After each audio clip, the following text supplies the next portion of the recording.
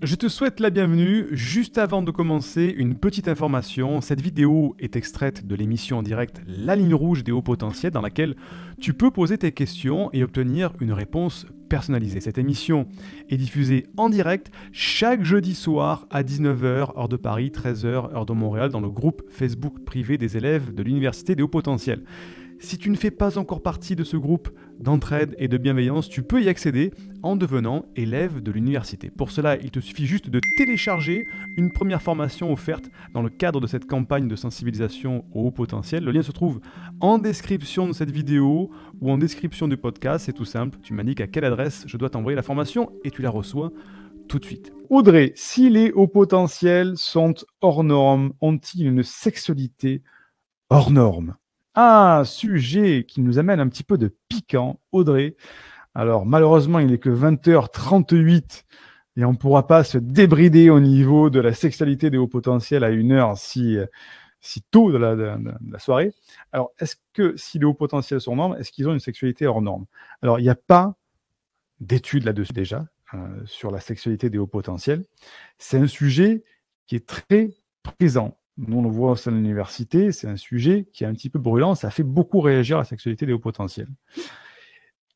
Au jour d'aujourd'hui, il n'y a pas d'études sur le sujet, il n'y a pas d'informations sur une sexualité plus hors norme chez les hauts potentiels qu'ailleurs. En revanche, ça peut poser des problèmes de sexualité.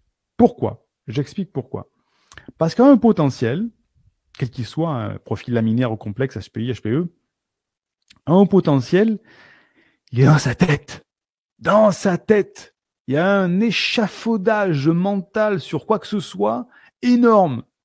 C'est pas au premier degré qu'un haut potentiel. Il va se dire, ah bah tiens, la nana elle est bonne, j'ai envie de faire l'amour avec elle. Ou la nana s'il dit, oh le mec il est super bon, j'aimerais bien me passer la soirée avec lui. Il réagit pas comme ça. C'est, allez, ce mec-là, il est bien, mais comment je pourrais faire pour le séduire? Et puis, est-ce que je sens bon? Et puis, est-ce que si, est-ce que là, il y a des millions de questions, un échafaudage cognitif qui se met en place dans la tête d'un haut potentiel, qui fait qu'il a le problème classique de haut potentiel, il n'arrive pas à vivre le moment présent et le lâcher prise.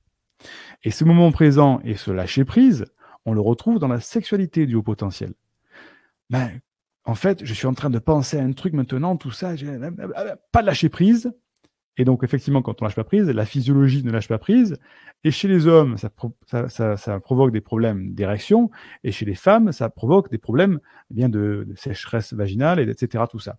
Donc, oui, le haut potentiel a une répercussion sur la sexualité dans le fait que certains hauts potentiels ont des problèmes de lâcher prise et de connexion avec l'instant présent, au lieu d'être dans leur tête, en train de dire qu'est-ce que je fais quoi, si, qu'est-ce que lui va penser de moi si je fais ci, etc., tout ça. Et en fait, on est dans l'acte sexuel amoureux et on pense à tellement de choses qu'en fait, il y a ni d'érection, ni de stimulation pour les femmes et on se retrouve avec des problèmes sexuels qui sont uniquement dans la tête par rapport à l'arborescence d'informations qui mettent en place. Et en plus, quand ça commence à se passer mal, alors là, quadruple arborescence qui se passe, qu'est-ce qui se fait en fait, je suis impuissant, qu'est-ce que c'est, ça vient de quoi, est-ce que si, est-ce que là, etc.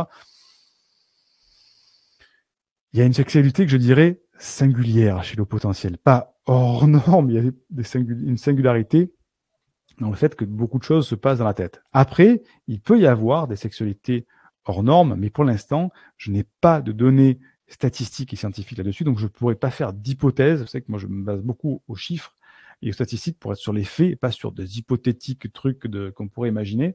Là-dessus, Audrey, on n'a pas d'informations parce qu'il n'y a pas d'études qui ont été faites là-dessus. Même nous, en consultation, on n'a pas de statistiques suffisantes pour dire effectivement c'est quelque chose qui est très récurrent au point d'en dire que ça devient un sujet, une thématique récurrente là-dedans. Mais par contre, ça fait beaucoup réagir le potentiel. Donc, je pense que l'année prochaine, en 2021, nous aurons des vidéos sur la sexualité et notamment sur les relations amoureuses avec les hauts potentiels, qui est un sujet qui fait beaucoup réagir les potentiels. Comment créer une relation, comment séduire, comment discuter, comment mettre en place une relation de couple quand on est au potentiel. Je te remercie, Audrey, pour cette question. Indique-moi en description à quelle adresse t'as envoyé la formation offerte qui s'intitule « Canalise tes pensées envahissantes et profite de l'instant présent ». Et surtout, partage cette vidéo à une personne de ton entourage que ça pourrait aider. Et n'oublie pas, comme le disait Einstein, La folie, c'est de faire toujours la même chose et de s'attendre à un résultat différent. Si tu veux t'épanouir avec ta douance, c'est le moment d'utiliser le bon mode d'emploi, celui qui fonctionne avec toi, et de changer pour faire de cette terre un monde meilleur.